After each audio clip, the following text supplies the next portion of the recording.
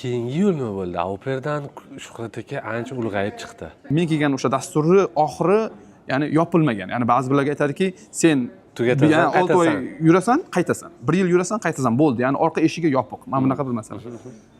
O'shaning uchun bu yerda til o'rganish uchun keyin chiqdim. Avvalo Myunxen shahriga keldim. O'sha paytda yo'q. O'shaning uchun ham qadrlayman. O'sha birinchi katta shahar, birinchi muhit ko'rgan shahar Myunxen bo'lgan. Shu yerga kelib turib, keyin yana ham qiyinroq davrlar boshlandi desak bo'ladi.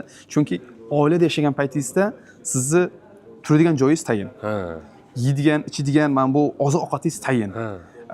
Masalan, sug'urta, masalan, kasallik sug'urtasi bor, boshqa sug'urtalar bor. Bular hammasi oila tomonidan ko'tariladigan narsalar. Ya'ni o'ylamagansiz siz hech narsani o'yini qilmaysiz. Siz shunchaki oilada, masalan, qanaqadir ishlarga yordam bersangiz, masalan, belgilangan ishlarga. Masalan, farzandlarni bog'chaga olib kelyapsiz, maktabga olib kelyapsiz. Mana shunga yordam bersangiz bo'ldi. Qolgan vaqtingiz o'zingizniki, albatta vaqtingiz bo'ladi. Til o'rganing, xohlasangiz chiqib shahar aylaning. Masalan, shanba kunlari, yakshanba kunlari bo'ladi. Mas'uliyat katta emas demoqchisiz. Mas'uliyat juda ham kichkina, Iqtisodiy mas'uliyat. Iqtisodiy, vaqtingiz o'zingizniki, masalan, o'sha ishdan tashqaridagi vaqtingiz bemalol yurishingiz bo'ladi.